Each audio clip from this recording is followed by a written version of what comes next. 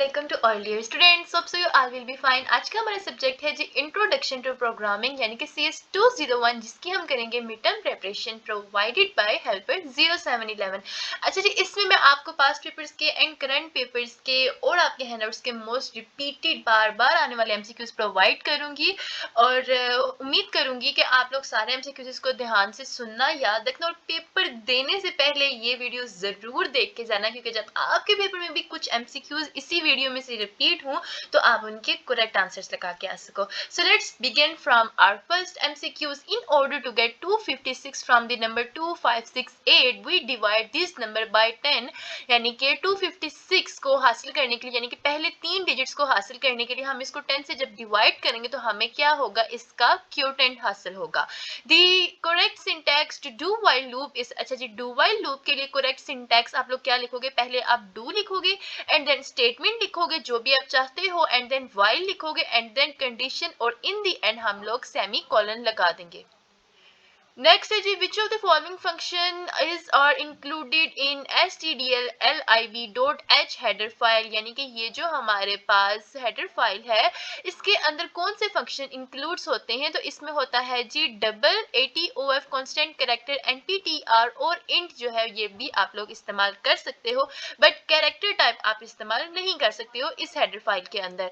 Next है, if the break statement is missed in switch statement then, यानी कि अगर ब्रेक स्टेटमेंट के अंदर स्विच स्टेटमेंट मिस है तो क्या होगा, दिस में काज अ लॉजिकल एरर। अगर ब्रेक स्टेटमेंट के अंदर स्विच स्टेटमेंट ना हो तो वो लॉजिकल एरर काज कर सकती है। The data type before a function name represent its data type, function से पहले रिप्रेजेंट करती है इसकी रिटर्न टाइप को। Member functions tell g returns the current location of the dash pointer. Member function है हमारे पास टेल जी, ये हमारे पास करंट लोकेशन के मुताबिक कौन सा पॉइंटर रिटर्न करेगी, ये हमें करेगी गेट रिटर्न करेगी। ठीक है, जब आप मेंबर फंक्शन टेल लिखाओगे तो रिटर्न करेगा गेट। नेक्स्ट है, what does 5/6 evaluate in a decimal where is bitwise operator. तो इसमें हमारे पास ये बिटवाइज ऑपरेटर हम लोग इसको इस तरीके से इस्तेमाल करेंगे, 5/6 इज इक्वल टू, तो बाइनरी के अकॉर्डिंग 5 हमारे पास होगा 0 1 0 1 और 6 होगा 0 1 1 0। जब आप इनको प्लस करोगे तो हमारे पास आंसर आ जाएगा 7। 7 कैसे आएगा, 1 0 1 होगा, यानी कि दोनों किसी, यहाँ पर हम लोग और ऑपरेटर इस्तेमाल कर रहे हैं ना, तो और ऑपरेटर में क्या होता है कि 0 है और 1 है तो ये इक्वल्स टू किसके होगा, 1 के। ठीक है, अगर 0 है और ये भी 0 है तो ये इसके इक्वल होगा, ये इक्वल होगा 0 के। अगर दोनों 1 है तो हमारे पास इक्वल होगा किसके, ये इक्वल होगा 1 के। और ऑपरेटर में मेरी बात को याद रखना कि और ऑपरेटर में दोनों में से किसी एक में अगर 1 मौजूद है ना तो आंसर 1 आएगा। ठीक है, अभी यहाँ पे और ऑपरेटर इस्तेमाल हो रहा है तो इन दोनों में भी देखो 1 मौजूद है, इसमें भी तो नीचे 1 ही आता जाएगा। यहाँ पे 1 मौजूद नहीं है, दोनों 0 है तो आंसर 0 आ जाएगा, ये और ऑपरेटर होता है। ठीक है, सो फाइनल हमारे पास आंसर 7 आ जाएगा इसका। अच्छा जी, नेक्स्ट है, known as development language of dash operating system, known as development language of Unix operating system. ठीक है, dash C is widely known है, सी जो है थोड़ा मैंने ऊपर से मिस्टेक किया है तो अगेन कर रही हूँ, सी जो है वो वाइडली मशहूर है, किस वजह से, किस चीज की डेवलपमेंट से, यूनिक्स ऑपरेटिंग सिस्टम की वजह से। The result of arithmetic expression C+27 divided by 3, ये आप लोगों ने सिंपल अपने कैलकुलेटर के ऊपर इसको करेंगे तो आप लोगों का आंसर आ जाएगा 9। नेक्स्ट है जी, how many bytes are occupied by declaring following array of characters, character string equals to programming। तो इसमें हमारे पास कितनी बाइट्स मौजूद हैं, तो हमने प्रोग्रामिंग के जस्ट सिंपली स्पेलिंग काउंट कर लेने हैं, तो ये टोटल हमारे पास 12 स्पेलिंग है, तो आप लोग इसका करेक्ट आंसर इस तरीके से लगा के आओगे। Next is the correct syntax for initialization of pointer PTR with string programming. अच्छा जी, इसमें हम लोगों ने स्ट्रिंग प्रोग्रामिंग के साथ इनिशियलाइज करना है तो हम लोग पॉइंटर को किस तरीके से लिखेंगे, character multiply PTR equals to programming. अब यहाँ पर हैंडआउट्स में 2 लाइन है जिसकी बेसिस पे हम लोगों ने इसका ये करेक्ट आंसर लगाया क्या है कि array element in which array initialized with a single character enclosed in a quotient. ठीक है, यानी कि एरे एलिमेंट जिसके अंदर हम लोगों ने क्या करना हो, सिर्फ एक सिंगल कैरेक्टर। अब ये देखो प्रोग्रामिंग एक सिंगल कैरेक्टर है ना, तो हम क्या करेंगे, इसको इनक्लोज करेंगे क्योट के जरिए। ठीक है, यानी कि ये जो लगे हुए ना ये दो, इनको हम लोग बोलेंगे क्योट्स, और ये हम लोग किस में कर रहे हैं, एरे एलिमेंट के अंदर इनिशियलाइज एक सिंगल वैल्यू। दूसरी बात हम लोगों ने इस तरीके से ये जांच लिया कि इसमें क्योट्स लगेंगे, ये इस तरीके से पहला दुरुस्त होगा। दूसरा क्या है कि जी पेज नंबर 21 पे हैंडआउट्स के लिखा है कि while assigning a character value to a character variable single quotes are used around the character as a, ठीक है, यानी कि सिंगल क्योट इस्तेमाल होगा किसके अंदर, जब हम लोग वैल्यू कर रहे हों, असाइन कर रहे हो, यहाँ पे इनिशियलाइज कर रहे हैं, तो ऊपर देखो इनिशियलाइज लिखा हुआ है इसीलिए मैंने डबल यूज किया है, लेकिन अगर हम लोगों ने असाइन करना हो तो हम लोग सिंगल का इस्तेमाल करेंगे, ये थोड़ा सा फर्क आप लोग याद रखना। नेक्स्ट है जी, what will be the result of expression x percentage equals to 2 if x is equal to 7, तो ये x इज इक्वल टू 1 हमारे पास आएगा। Unix has been developed in dash language, Unix कौन सी लैंग्वेज में डेवलप हुआ है जी, यूनिक्स जो है वो लैंग्वेज सी में डेवलप हुआ है। अच्छा जी, declaring structures does not mean that memory is allocated, declaring structures का मतलब ये नहीं होता कि मेमोरी जो है वो एलोकेट हो गई है, तो ये एक ट्रू स्टेटमेंट है। नेक्स्ट हमारे पास इंपॉर्टेंट एमसीक्यूज है, what will be the value of I and J in the following code segment. अच्छा जी, हमारे एक कोड दिया गया है, इंट आई जे है, int x is equal to 5 जो है हम लिखेंगे 2 3 4 5, यानी कि 5 है ना टोटल इसमें, तो ये एरे 5 है, हम लोग इसको इस तरह ओपन करके लिखेंगे एंड देन हमने इसको क्या करना है, इन पीटीआर इसको 2 से मल्टीप्लाई कर देंगे एंड देन आई जो है वो पॉइंटर हम लोग इसमें लगाएंगे, तो इसका ओवरऑल हमारे पास आंसर आएगा i is equal to 4 and j is equal to 8, यानी कि हमारे पास मिड की दोनों वैल्यूज आ जाएंगी। नेक्स्ट है हमारे पास नेक्स्ट आंसर, अच्छा ये क्यों आया, क्योंकि हम लोगों ने यहाँ पे 2 लिखा हुआ, तो पहले 2 डिजिट्स माइनस होंगे एंड देन 4 और 8 हमारे पास नेक्स्ट आंसर्स आएंगे। नेक्स्ट है when an array element is passed to a function, जब एरे एलिमेंट जो है वो पास्ड किया जाता है फंक्शन को, इट इज पास्ड बाय, तो ये पास्ड होता है रेफरेंस के थ्रू, ठीक है, जब हम लोग एरे एलिमेंट को पास कर रहे हैं फंक्शन से तो ये रेफरेंस से होता हुआ पास होता है। When we pass an ordinary variable to function, जब हम किसी ऑर्डिनरी वेरिएबल को फंक्शंस में पास करते हैं, they are passed by value, तो ये पास्ड बाय वैल्यू होते हैं because of the default behaviour की वजह से। But when an array is passed by a function, the default behaviour change and array is passed by reference. अब थोड़ा सा वैल्यू और रेफरेंस वाले का फर्क थोड़ा मजीद क्लियर करो, क्योंकि ये ऑलमोस्ट गारंटेड हर स्टूडेंट के पेपर में एमसीक्यूज आया हुआ होता है कि पास्ड बाय रेफरेंस और पास्ड बाय वैल्यू, इनमें क्या फर्क होगा। देखो पास्ड बाय वैल्यू कब होगा, जब हम पास कर रहे हो किसी भी ऑर्डिनरी फंक्शंस को, ऑर्डिनरी वेरिएबल को फंक्शन से, ठीक है, क्या हो रहा है कि एक ऑर्डिनरी वेरिएबल फंक्शन से पास हो रहा है तो ये पास्ड बाय वैल्यू होगा। जब एरे पास हो रहा होगा किसी फंक्शन को तो ये पास्ड बाय क्या होगा, रेफरेंस होगा। तो सिंपल याद रख लो कि जब वेरिएबल पास हो फंक्शन को तो क्या होगा, पास्ड बाय वैल्यू होगा, जब एरे पास हो फंक्शन को तो ये पास बाय क्या होगा, रेफरेंस, ठीक है।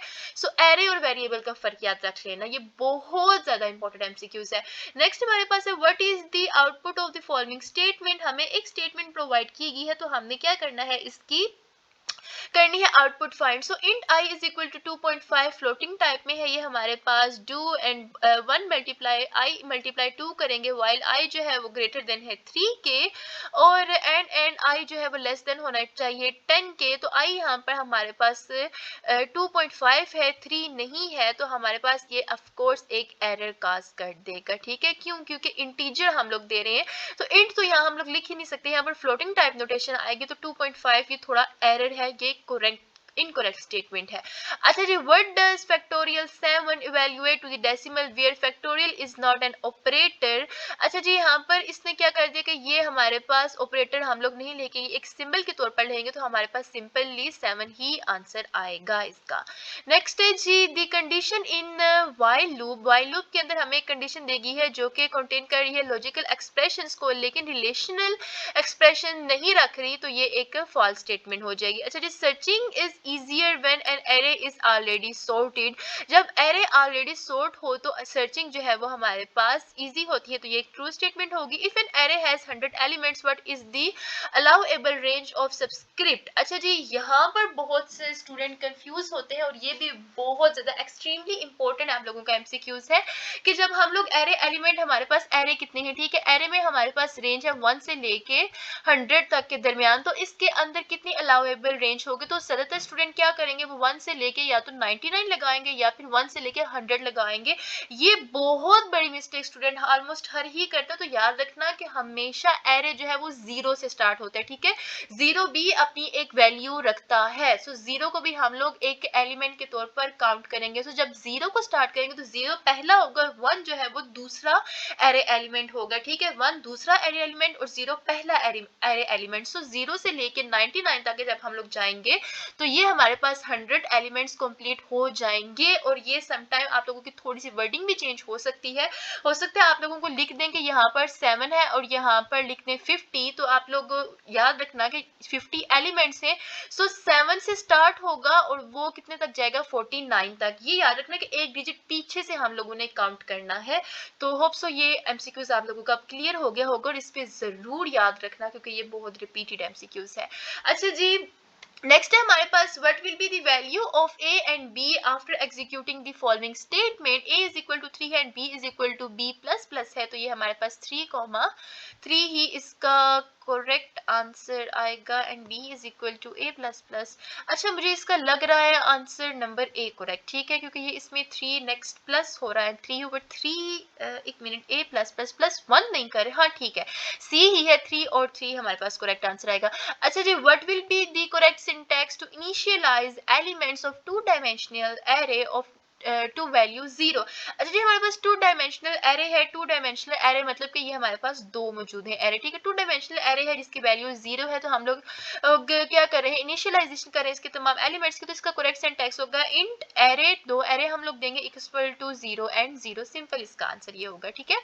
अच्छा जी, नेक्स्ट हमारे पास एमसीक्यूज है। विच of the following function returns the size of string variable. कौन सा फंक्शन जो है वो रिटर्न करता है स्ट्रिंग वेरिएबल का साइज। तो वो है स्टारलिन के हम लोग पैरेंथेसिस लगा देंगे, ठीक है। अच्छा जी, when apply to a character array, जब हम लोग कैरेक्टर एरे को अप्लाई कर रहे हो, the strlen function returns the length of the string stored there not is the allocated, जहां पर ये लोकेटेड ना हो साइज में। अच्छा जी, what will be the range of numbers generated by functions rand, okay, parenthesis percentage 9 ये हमारे पास है। तो हम लोग क्या करेंगे, इसको ऑफ कोर्स 0 से ही स्टार्ट करेंगे, 0 से 9। तो ये हमारे पास एक लेस होगा, 0 से 8 तक ये हमारे पास जाएगा, इसका करेक्ट आंसर, ठीक है। अगर यहाँ से स्टार्ट कुछ ना मौजूद हो तो आप लोग यहाँ से एक माइनस रखोगे, ठीक है। वो 100 था ना, तो 99 पे हमने रोका था, ये 9 है तो हम लोग इसको 8 पे रोकेंगे और 0 से ये स्टार्ट होगा। देखो अगेन इस तरह का एमसीक्यूज थोड़ी सी वर्डिंग में चेंज हो गया ना, तो अगर आप लोगों ने मेरी पहली वाली बात को गौर से सुना होता तो आप लोग इसको करेक्टली आंसर लगा देते, ठीक है। अच्छा जी, नेक्स्ट है what does 5 exponent 6 evaluate to the decimal where exponent is exclusive और ऑपरेटर। तो ये एक फॉल्स स्टेटमेंट हो जाएगी, क्यों, क्योंकि यानी कि 5 हमारे पास डेसिमल में होगा 0 1 0 1, 6 हमारे पास होगा 0 1 1। जब हम इसको फैक्टोरियल में लगाएंगे, एक्सपोनेंट में लगाएंगे तो हमारे पास आंसर आएगा 0 0 1 1। अच्छा जी, ये बाइनरी की लैंग्वेज अपनी जो है वो जरूर आप लोग याद करके जाना। मैंने CS 101 पे इस ऑलमोस्ट कुछ महीने पहले, सॉरी CS 201 है, CS 201 पे कुछ महीने पहले मैंने ऑलरेडी वीडियो अपलोड की हुई है मिड टर्म के, वो भी बहुत इंपॉर्टेंट एमसीक्यूज है। मैं आप लोगों को प्रेफर करूंगी कि डियर स्टूडेंट्स वो वाले एमसीक्यूज पे जरूर वॉच करके जाना। अगर मैंने कमेंट बॉक्स में पिन ना की वो वाले लिंक तो मुझे याद कराना, मैं इंशाल्लाह जरूर आप लोगों को कमेंट बॉक्स में उस वीडियो का लिंक भी प्रोवाइड कर दूंगी। और उस वीडियो का मकसद आप लोगों को एक और फायदा होगा कि उसमें मैंने ना आई थिंक मिड में या एंड में बाइनरी को फुल डिटेल में एक्सप्लेन किया, बाइनरी लैंग्वेज कैसे आप लोग सॉल्व करते हो, तो आप लोगों की बाइनरी भी उससे करेक्ट हो जाएगी। तो इस तरह के एमसीक्यूज को सॉल्व करना आप लोगों के लिए और आसान हो जाएगा, ठीक है। अच्छा जी, if the file is not properly closed in the program, तो प्रोग्राम क्या हो जाएगा, क्रैश हो जाएगा। ये बहुत जरूरी होता है कि आप लोग प्रॉपर्ली फाइल को क्लोज करके जाओ, अदरवाइज आपका प्रोग्राम जो है वो क्रैश हो सकता है। Eventually run out the files handles and memory spaces and then crash. Which of the following header file include string conversion functions. कौन सी हेडर फाइल जो है वो इंक्लूड करती है स्ट्रिंग कन्वर्जन फंक्शंस। तो जी हमारे पास stdlib.h जो है ये करती है स्ट्रिंग कन्वर्जन फंक्शंस कंटेंट, ठीक है। तो ये आप लोग जरूर याद रखना। नेक्स्ट हमारे पास इंपॉर्टेंट एमसीक्यूज है। A precise sequence of steps to solve the problem is called program, ठीक है। प्रिसाइज सीक्वेंस स्टेप्स का हम लोग किसी भी प्रॉब्लम को सॉल्व करने के लिए यूज करें तो वो क्या कहलाता है, program. The compiler of C language is written in, of course C language में ही होगा। Initialization of variable at the time of definition is a good programming, ठीक है। वेरिएबल की इनिशियलाइजेशन टाइम के ऊपर कर लेना एक अच्छे प्रोग्रामर की आदत होती है। अच्छा जी, in if structure the block of statement is executed only when the condition is true, जब कंडीशन ट्रू होती है। Dealing with structures and functions passing by reference by the most economical method, तो ये एक ट्रू स्टेटमेंट है। Pointer is a variable जो कि store करता है मेमोरी एड्रेस को, ठीक है। पॉइंटर की डेफिनेशन याद रखना, पॉइंटर एक वेरिएबल है जो कि स्टोर करता है मेमोरी एड्रेस को। अच्छा, यहाँ पर स्टूडेंट मैं आप लोगों से एक रिक्वेस्ट करना चाहूंगी, dear students please do subscribe this channel, क्योंकि ये आप लोगों के लिए ही बहुत ज्यादा बेनिफिशियल है। इसमें मैं आप लोगों को दो तरह के बेनिफिट्स प्रोवाइड करूंगी। सबसे पहले ये कि आप लोगों के वर्चुअल यूनिवर्सिटी में पहले सेमेस्टर से लेके आखिरी सेमेस्टर तक मेरा आप लोगों के साथ लिंक जुड़ा रहेगा, क्योंकि इसके ऊपर मैं IT CS हो जाए, मैनेजमेंट, साइकोलॉजी, बायोलॉजी, जितने भी सब्जेक्ट्स हैं सबकी मिड्स और फाइनल टर्म्स की प्रिपरेशन आप लोगों को देती हूँ, और इसके अलावा असाइनमेंट्स के सॉल्यूशंस भी प्रोवाइड करती हूँ। तो ये आप लोगों के लिए बहुत हेल्पफुल रहेगा। ऑन दी अदर साइड, इस साइड पे इसी चैनल के ऊपर मैं आप लोगों की करती हूँ इंग्लिश लैंग्वेज से रिलेटेड भी वीडियोस अपलोड करती हूँ, because as you all know growing world में अगर आप लोग ग्रोइंग वर्ड के साथ ग्रो करना चाहते हो तो आप लोगों की इंग्लिश ज़रूर अच्छी होनी चाहिए, तो वो वीडियोस भी ज़रूर वॉच कीजिएगा। तो दो तरह के फ़ायदे हैं। तो इंशाल्लाह मेरी मोटिवेशन के लिए अगर आप लोग चाहते हो कि मैं इस तरह की वीडियोस आप लोगों के लिए प्रोवाइड करती रहूँ, तो प्लीज़ चैनल को सब्सक्राइब ज़रूर कीजिएगा, ताकि मैं मज़ीद इस तरह की वीडियोज़ आप लोगों के लिए अपलोड करती रहूँ, ठीक है। और अगर आप लोगों ने रियली में सब्सक्राइब कर लिया तो then literally thank you so much. अच्छा जी, नेक्स्ट है हमारे पास प्री प्रोसेसर प्रोग्राम परफॉर्म करता है इट्स के फंक्शन किससे पहले, कंपाइलिंग के पहले, ठीक है। प्री प्रोसेसर प्रोग्राम जो है वो अपना प्रोग्राम को, अपने फंक्शंस को परफॉर्म करता है कंपाइलिंग से पहले ही। नेक्स्ट है जी, which of the following can not be a variable name 10 area, ये एक वेरिएबल नेम नहीं हो सकता, ऑफ कोर्स ये एक रैंडम सी बात होगी, ठीक है। अच्छा जी, नेक्स्ट है हमारे पास, नेक्स्ट है जी, which looping process is best when the number of iterations is known, जब हमें नंबर ऑफ इटरेशंस मालूम हो तो हम लोग फॉर लूप का इस्तेमाल करेंगे, वाइल ऑफ कोर्स नहीं आएगी। अच्छा जी, which character is inserted at the end of the string to indicate the end of the string, कौन सा कैरेक्टर जो है वो इंसर्ट किया जाता है स्ट्रिंग के एंड के ऊपर ताकि इंडिकेट करें कि ये स्ट्रिंग का बिल्कुल एंड है, तो ऑफ कोर्स हम लोग नल का इस्तेमाल करेंगे, null character. Which of the following header file defines the rand functions, तो ये stdl.h जो है वो डिफाइन करती है। Commenting the code makes a program easy to understand for others। अच्छा जी, commenting the program sometimes आप लोगों का ये भी MCQs आ जाता है कि हम लोग comments प्रोग्राम के अंदर कैसे करते हैं। सो commenting में क्या होता है कि comments लिखने से पहले अगर हम लोग अपने डेस्कटॉप के कीबोर्ड से इस तरह की दो लाइनें लगा के ना, एंड देन उसके आगे हम लोग जो भी लिखे तो वो comments हो जाता है। comments का मकसद ये होता है कि जब हम लोग अपने प्रोग्राम को रन करते हैं, कंपाइल करते हैं ना, तो ये जो कमेंट्स होते हैं ना, ये उसमें यूज नहीं होते। कमेंट्स सिर्फ इसलिए होते हैं कि अगर कोई दूसरा बंदा आके हमारा प्रोग्राम रीड कर रहा है ना, तो कहीं किसी लाइन पे वो कंफ्यूज हो गया है, तो आप पास मौजूद नहीं हो, तो कमेंट में आप लोग लिख सकते हो कि जी यहाँ पर मैंने प्रोग्राम की ये वाली लाइन इस मकसद के लिए लिखी हुई है, तो ठीक है, वो प्रोग्राम में यूज नहीं होती, वो किसी रीडर को रीड करने की आसानी के लिए होती है, ठीक है। सो ये वाली जो दो लाइनें थोड़ी सी मेरे से टेढ़ी क्यों पड़ रही है, ये इस तरीके से होती है, ठीक है, आपके पीसी पे सामने मौजूद ही होंगी, इस तरीके से होती है। एंड देन कुछ भी आप लोग इंग्लिश में लिख दो तो इंग्लिश में लिख सकते हो, तो ये कमेंट्स होते हैं। अच्छा जी, what's wrong with this for loop, अच्छा जी हमारे पास एक फॉर लूप मौजूद है, इसके साथ क्या गलत है जी। फॉर इंट के इक्वल्स टू के है, के लेस देन 12 है, एंड देन के प्लस प्लस है, these the commerce should be semi colons, ठीक है, जो कॉमर्स जो है वो सेमी कॉलन्स होने चाहिए, और इन्होंने सिंपल कॉलम्स लगाए हुए हैं। तो याद रखना कि फॉर लूप के अंदर हम लोग क्या करते हैं, सेमी कॉलन्स का इस्तेमाल करते हैं, सिंपल कॉमा नहीं आएगा। सिंपल कॉमा तब आएगा जब हम लोगों ने 2,2 लिखना हो, दो रकमें लिखनी हो, तो यहाँ पर सेमी कॉलन ही आएगा। और अच्छा, सब्जेक्टिव पार्ट अगर किसी स्टूडेंट का आ रहा है ना, तो याद रखना कि सेमी कॉलन के ऊपर आप लोगों के सब्जेक्टिव पार्ट पे बहुत क्वेश्चन बन के आ सकते हैं। कहते हैं हाफ कोड देंगे और हाफ में बोलेंगे या तो पूरा करो या कहेंगे कि कोड मौजूद है, इसमें से एरर निकालो, तो सेमी कॉलन का एरर वो बहुत ज्यादा देते हैं। तो अपने सेमी कॉलन्स के ऊपर अपनी ग्रिप जो है वो स्ट्रॉन्ग रख के जाना। नेक्स्ट है हमारे पास important MCQs, for which array, किस एरे के लिए the size of the array should be one more than the number of elements in an array, तो वो कैरेक्टर होना चाहिए। The function of cin is to read data from keyboard, ठीक है, function of सी इन जो है वो होता किस लिए कि वो रीड करे डेटा को कीबोर्ड से। नेक्स्ट हमारे पास इंपॉर्टेंट MCQs है, इन C और C++ language the header file which is used to perform useful task, कैसी फाइल जो हेडर फाइल जो कि इस्तेमाल की जाती है यूजफुल टास्क को परफॉर्म करने के लिए, and manipulation of character data is the C type.h।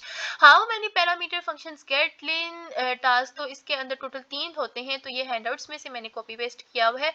अच्छा जी, क्या है the member functions get line also takes three parameters. ठीक है, गेट लाइन जो है वो गेट लाइन हमारे पास तीन तरह के पैरामीटर्स हमें मौजूद देता है। पहला क्या है, दी बफर टू फिल, दूसरा है one more than the maximum number of characters to get, and the termination character get line functions exactly like get does with the parameters. Okay, so expect get line throws away the terminating character. अच्छा, एक यहाँ पर मैं आप लोगों को ना बात बताना चाहूंगी, अगर आप लोग चाहते हो ना कि आपका पेपर बहुत ज्यादा अच्छा जाए, आप लोग ए+ ग्रेड लेके आओ, तो मैं एक आप लोगों को चैनल सजेस्ट करूंगी। अपना कॉलेज यूट्यूब के ऊपर है, इंडिया से है, तो उसके ऊपर अगर आप लोगों उसकी कोडिंग की 1 से 1.5 घंटे की वीडियो स्टार्टिंग की देख लो, क्योंकि आपके मिड टर्म है ना, तो मिड टर्म में बेसिक कोडिंग ही है। ज्यादा से ज्यादा अगर 40 मिनट्स की भी वीडियो देख के जाओगे ना, वहां से आपकी कोडिंग बिल्कुल स्ट्रॉन्ग हो जाएगी। लेकिन वो सिर्फ इनफ नहीं है, क्योंकि इस तरह के एमसीक्यूज उसमें मौजूद नहीं, उसमें जस्ट कोडिंग है सब्जेक्टिव के लिए।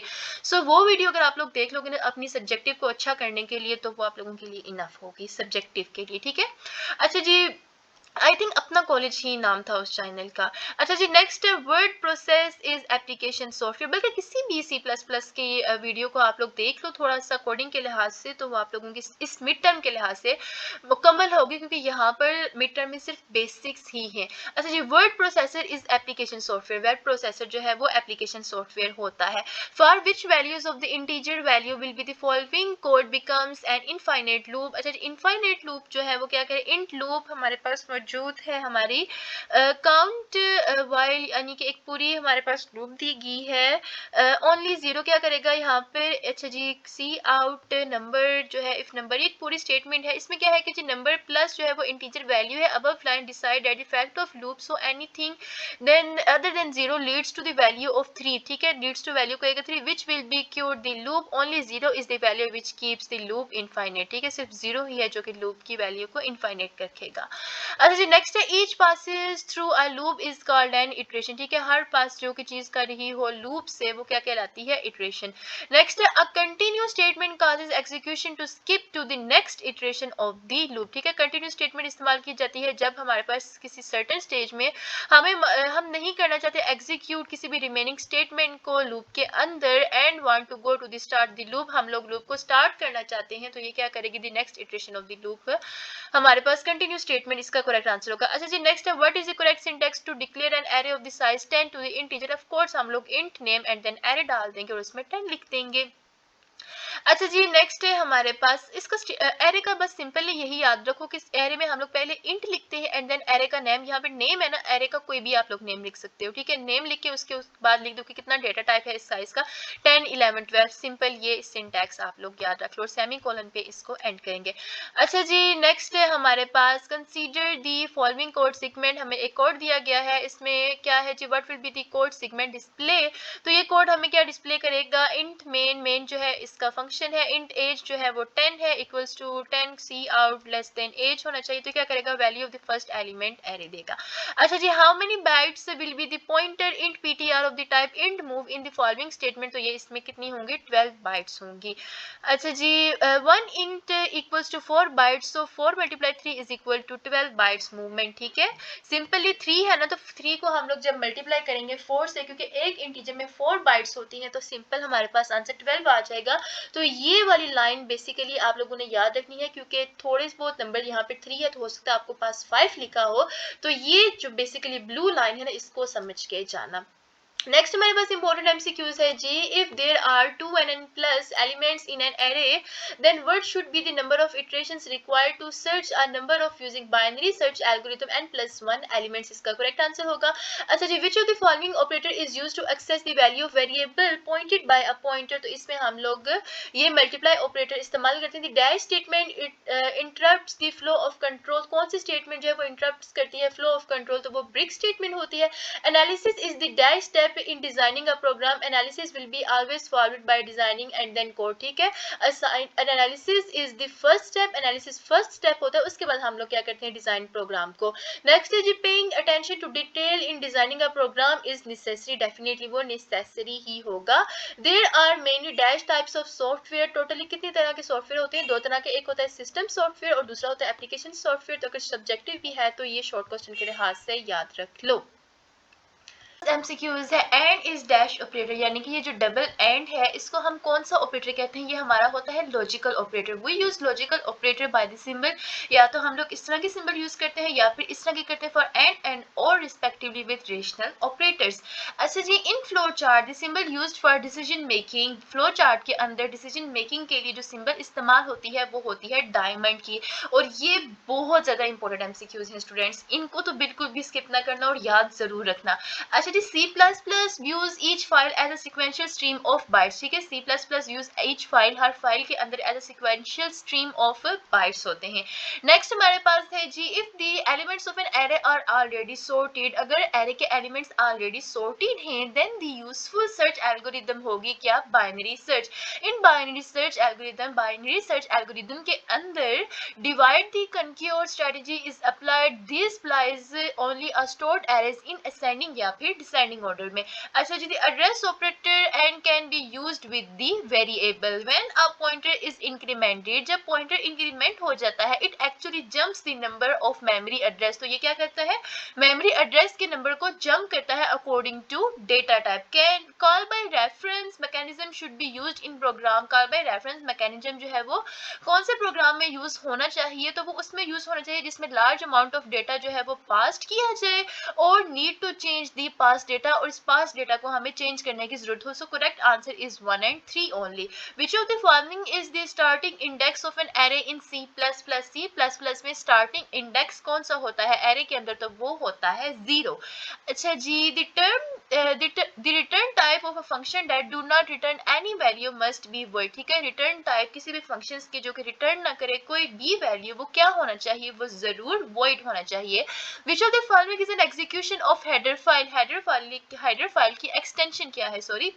अच्छा जी, हेडर फाइल की एक्सटेंशन होती है हमेशा डॉट एच, ठीक है। हर हेडर फाइल जो है वो स्टार्टिंग में किसके एंड पे होती है, डॉट एच की, और ये चेंज हो ही नहीं सकता, लिहाजा डॉट एच जो है ये आप लोगों को अभी तक याद हो ही क्या होगा।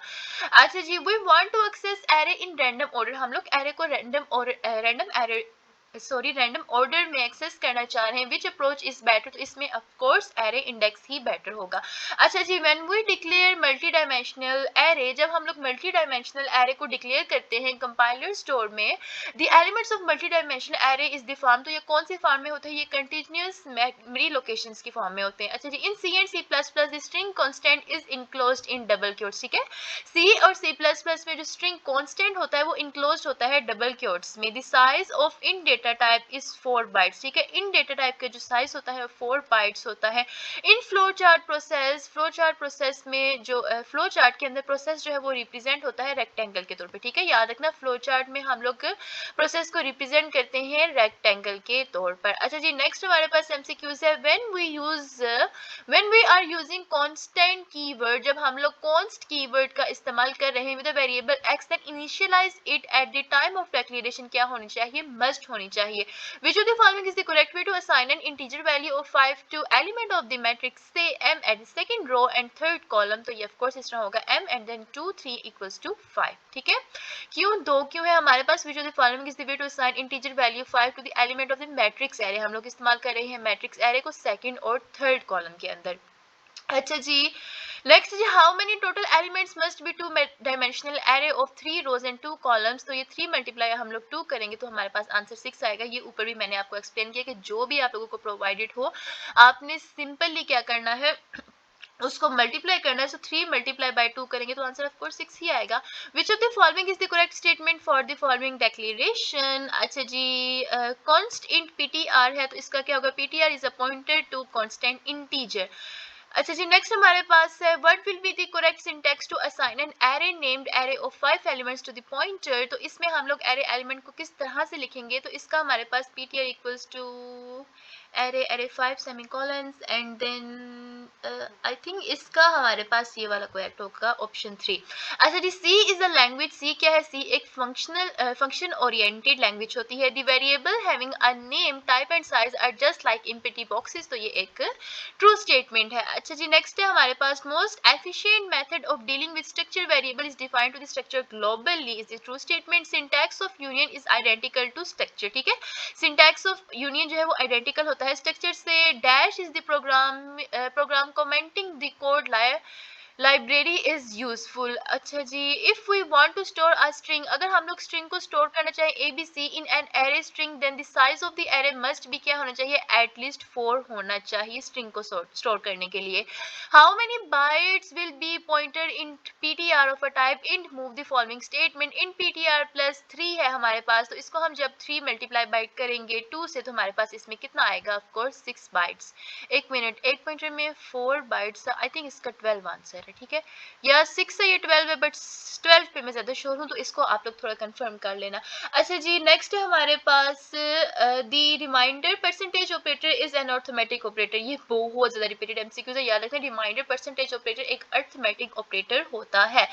when a call of to function statement is encountered, तो क्या होता है, control is transfer to the definition, control जो है वो डेफिनेशन से ट्रांसफर किया जाता है। एंड देन यहाँ पर आप लोगों के पास कुछ रकम है, सिंपली आपने कैलकुलेटर यूज करके इस तरीके से इसको सॉल्व करना है, जो भी आंसर है उसको आप इजीली लगा के आ सकते हो। अच्छा जी, carefully analyse the following lines of code and choose the correct option. Character A equals to A and character 2 B, तो ये किस तरह होगा, कैरेक्टर 1 जो है वो स्ट्रिंग होगी और कैरेक्टर 2 जो है वो हमारे पास कैरेक्टर होगा। The size of a double variable is 8 bytes, ठीक है, डबल वेरिएबल का कितना साइज होगा, 8 बाइट्स, क्योंकि एक वेरिएबल में 4 बाइट्स होती हैं। और ये एमसीक्यू जरूर जरूर जरूर याद रखो, क्योंकि ये इनमें से कोई ना कोई आप सबके पेपर में एमसीक्यूज बन के आया होगा कि इंटीजर का जो साइज है वो कितना होता है, 4 बाइट्स का, शॉर्ट इंटीजर का कितना होता है, 2 बाइट्स का, लॉन्ग इंटीजर का कितना होगा, 4 बाइट्स का। The size of a character is, character का कितना साइज होता है, 1 बाइट का। The size of a floating type notation का कितना होगा, 4 बाइट्स का। अच्छा जी, size of the double floating में 8 बाइट्स होगा, ठीक है, डबल की बात हो तो वो 8 हो जाएगा, और बाकी आप लोगों ने इसको इस तरीके से सॉल्व करके आना है, ठीक है। अच्छा ये देख लो, हमारे पास डबल सिर्फ एक ही बार है, तो डबल में कितनी होंगी, 8 bytes. And array is also called, array को आप कांस्टेंट पॉइंटर भी कह सकते हैं। अच्छा जी, दैट्स इट फॉर टुडे। अच्छा एक और मैं प्रेफर करूंगी आप लोगों को, क्योंकि इसी तरह के पास्ट पेपर के इंपॉर्टेंट एमसीक्यूज मैंने ऑलरेडी एक वीडियो में अपलोड किए हुए हैं इसी चैनल के ऊपर, वो वाले एमसीक्यूज भी बहुत ज्यादा इंपॉर्टेंट है, उसमें मैंने बाइनरी को भी डिटेल में एक्सप्लेन किया, तो वो वीडियो भी आप लोग इसी चैनल पे सर्च करके जरूर देख के जाना। इंशाल्लाह ये 2 वीडियोस आप लोगों के लिए बहुत हेल्पफुल होंगी और आपके पेपर्स में भी रिपीट होंगी। और अगर वीडियो अच्छी लगी हो तो please do subscribe this channel, क्योंकि इस चैनल पे मैं हर सब्जेक्ट्स की वीडियो अपलोड करती हूँ, तो कोई पता नहीं हम नेक्स्ट किस वीडियो में मिलेंगे। तो तब तक के लिए स्टे कनेक्टेड, मेरी दुआ है कि आपका ये पेपर बहुत ज़्यादा वंडरफुल हो, आप पास हो जाए, एंड देन दैट्स इट, अल्लाह हाफिज।